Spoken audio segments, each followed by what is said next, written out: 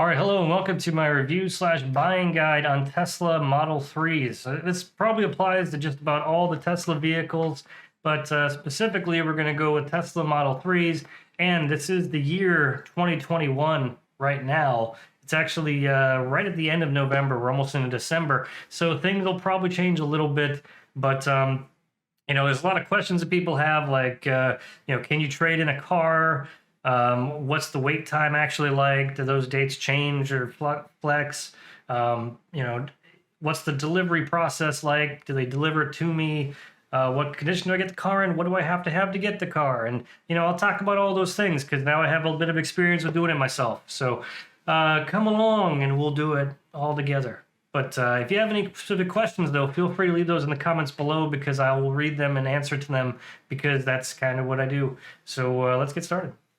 All right, so to give you some background on me, I've just received delivery of my 2022 Model 3 a couple days ago, actually. Today's the 28th, I think, and I got it on the 24th. So I've had it for a few days, had a chance to get used to it, find a couple of little issues with it and things that I really like about it. And that'll all be part of the next video, which will be a review of the actual car itself.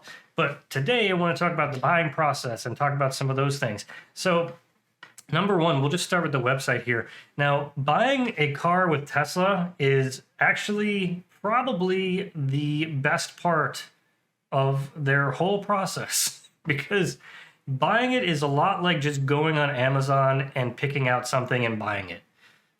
It's completely unlike what you would experience with a dealership. Because dealerships tend to, number one, they have to haggle and do all that nonsense. They have to pretty much hide costs everywhere you go. Like when you trade in a vehicle with them, if you think you're getting more on your trade-in, more likely than not, they're just shuffling that money around to somewhere else in the deal.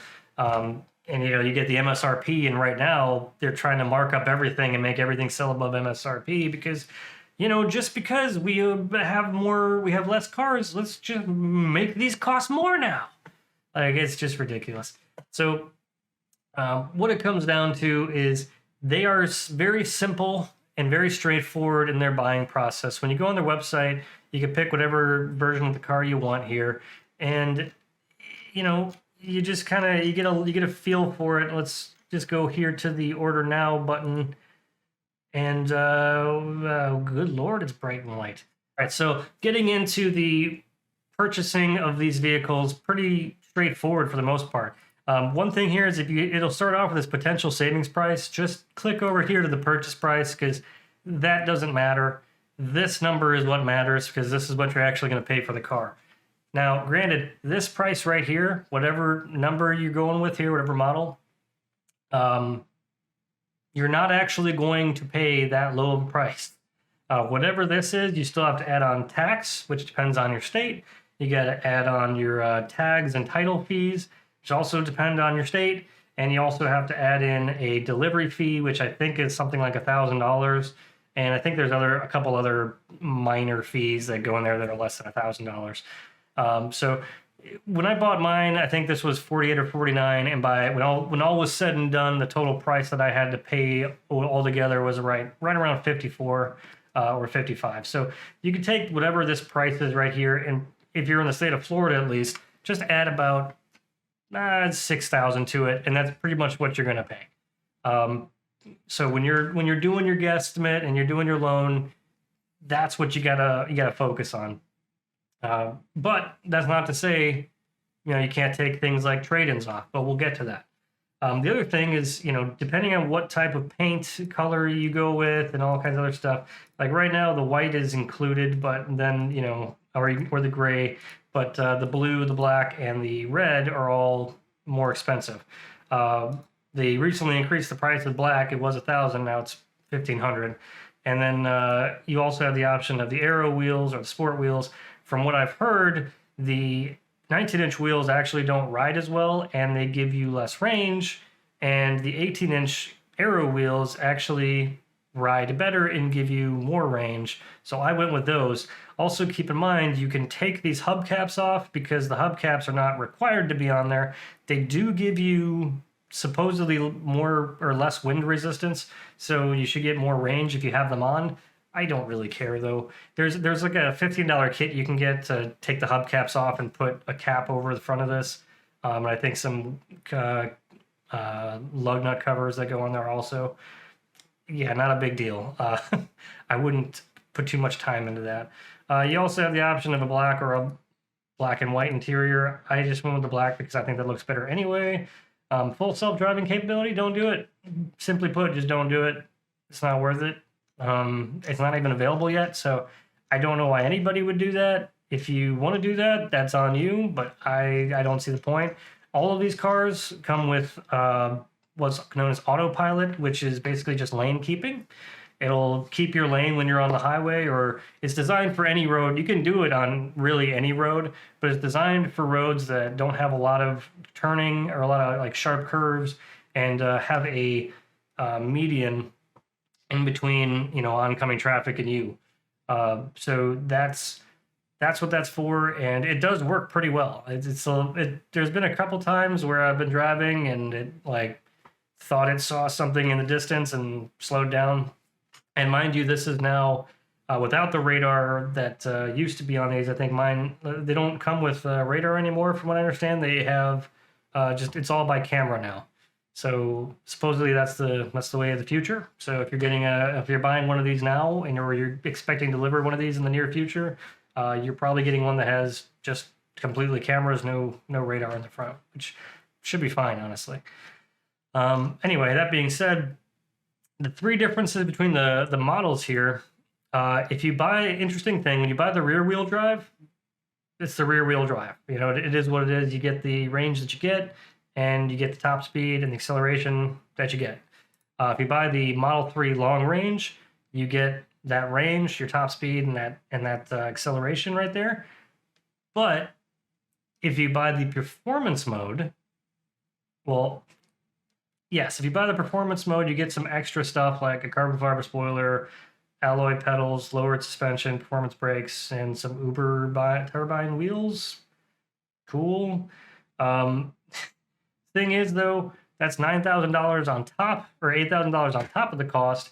If you really only cared about reaching this speed right here, if you only cared about that, the acceleration, that speed, you can actually get an over-the-air upgrade for $2,000 on the Model 3 long range. So apparently it's just a software restriction that stops the motors from, you know, going as fast as the performance mode, unless you pay the extra $2,000. So it's kind of weird, but you know, whatever you got. I mean, it's mechanically they seem to be about the same thing, except for, you know, the performance is a little bit lower, which I'm not a big fan of anyway, and it's got different wheels. So cool, you get 20-inch wheels instead of 18 or 19. I don't know. I'm not a big fan of that anyway. So I went with the long range, and later on, if I feel like I want to get performance upgrade, then I'll just pay the $2,000 for that. So that being said, that's how that works. Now let's get into the trade-in thing, because a lot of people have that question. Can you trade in your old car to get a Tesla? Short answer is yes. Yes, you can.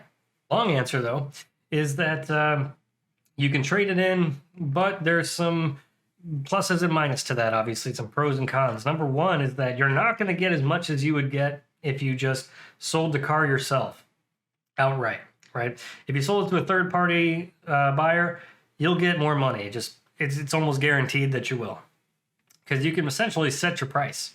You can go on Kelley Blue Book, find out what your car is worth on there, and advertise it for a little more than that. People will give you offers. They'll probably want to come down on it, but chances are you'll get more from somebody out in town than you will from just talking to Tesla and doing a trade. Upside is, if you don't really know when you're going to get your car, and you don't want to have to worry about, you know, are you going to be able to sell your car to Tesla and trade it in and maintain the mileage they want from you,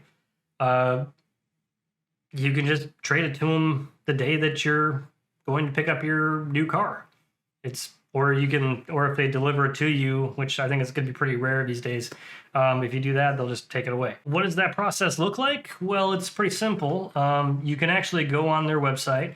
You can type in your VIN number and for your old car, and it'll give you a pretty quick estimate on what they'll give you for your car. Now, what I found when I checked out on my car, so I had a pretty good idea of what my car was worth before I went to Tesla's website and did the trade-in. Because, I went to Kelley Blue Book and let's see, what are these cars worth? I went on local, auto trader sites and I said, okay, what is my car going for realistically out here in the wild? And the general consensus I got was third-party sales. They were going for around $10,000, $11,000.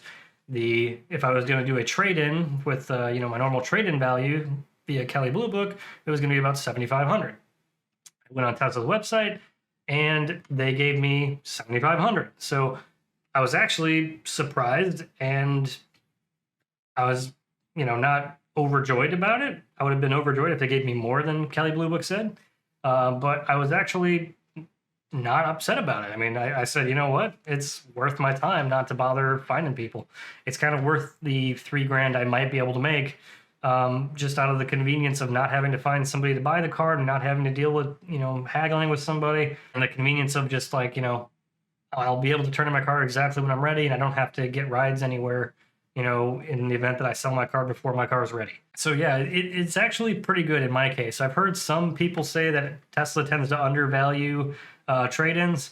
I don't know how true that is. So that might be from people that say that, they think their car is at the good level in Kelley Blue Book. Because when you look at, trade-in values, you can estimate your car's condition as excellent, good, or fair.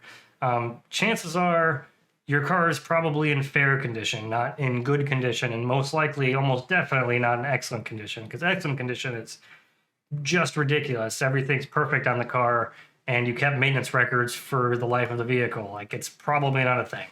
More likely than not, you're in the fair category, which means you've got some, minor paint problems, some minor cosmetic issues, not really any mechanical problems. The car's still overall structurally and mechanically good. It's just, it's just getting old. So that's pretty much what you should shoot for. If you're going to estimate your car trade-in value, you can just go straight to the website, type in your VIN. Tesla will tell you how much they'll give you for it. And I would check that again with, what Kelley Blue Book says, and also with what, your local area sales are going for. Just look on Auto Trader and you'll be able to tell. And whichever one works better for you, that's what you should do.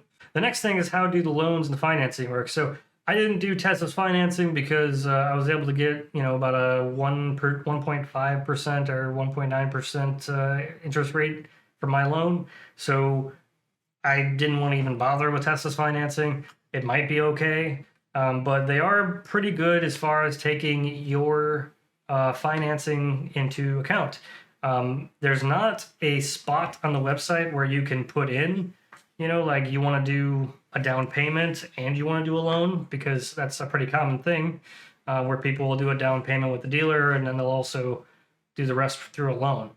Because, like I wanted to take out a loan so that my payments would be less than a certain threshold. In order to do that, you actually have to put your order in and then talk with a sales rep, and the sales rep will do whatever it is that you're asking them to do. So in my case, I got an email from a guy at the local Tesla shop, and I said, hey, how do I put a down payment in and then, make a loan for the rest? And he said, well, just tell me how much you want for your loan and how much you want to do as a down payment, and I'll take care of the rest. And I said, okay, how about I'll just make it easy? I want my loan to be at, X amount.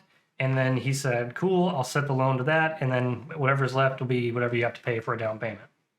And that's pretty much what they do. You just have to make sure you pay that that outstanding balance other than the loan.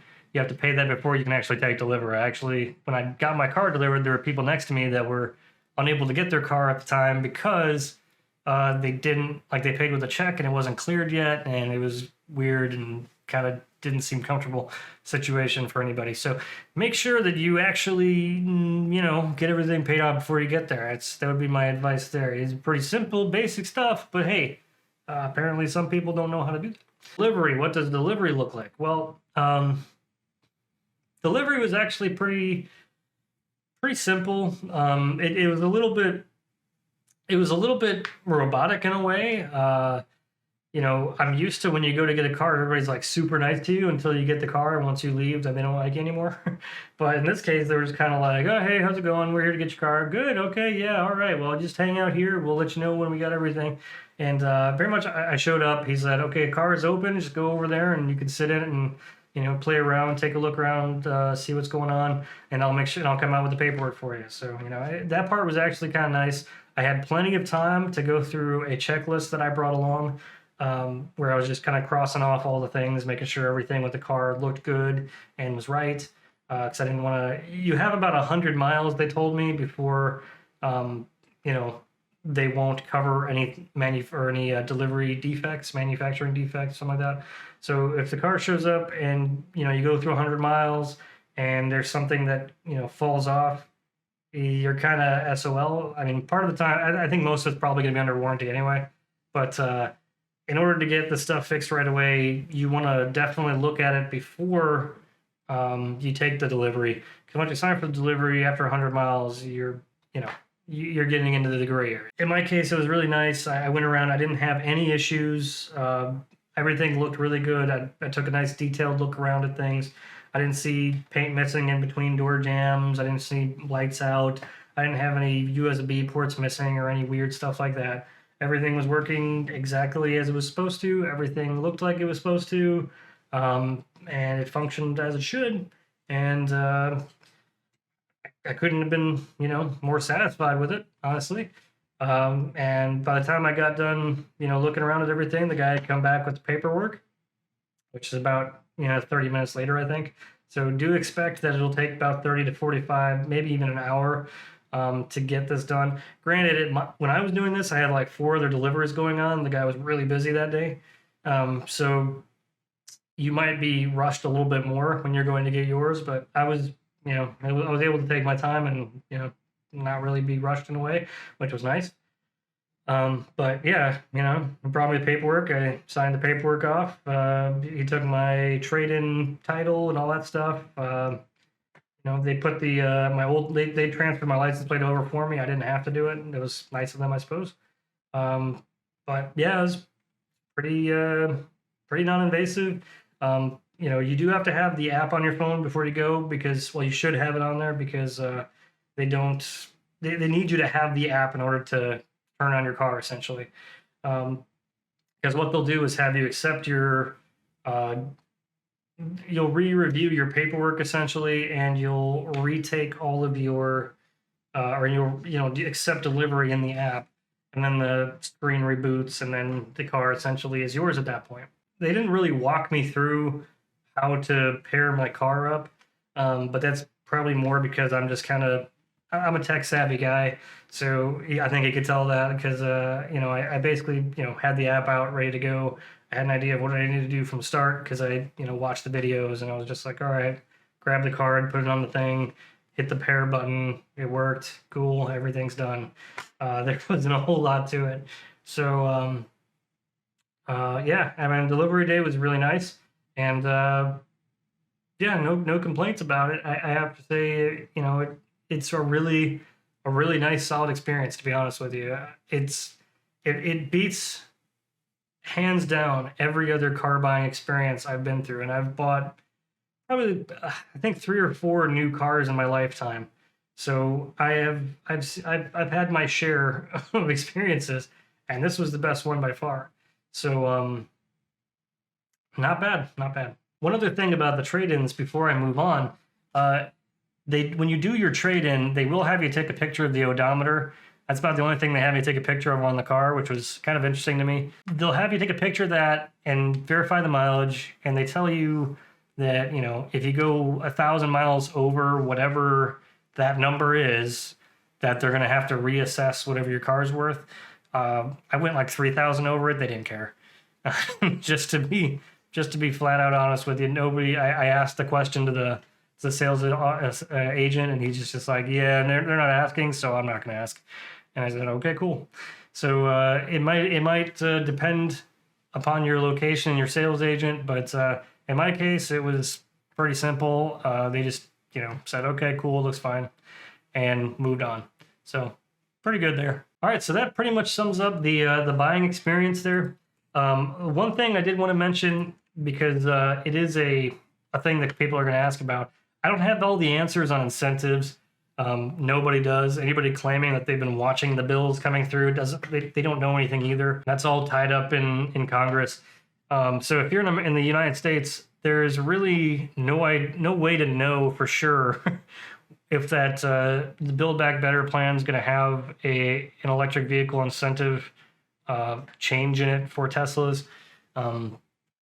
It's already kind of weird that they have the union thing in there. I don't understand why they have that, but anyway, the main thing is the federal incentives. I would just not figure into your calculus at all, because you never know if they're going to happen or when they're going to happen.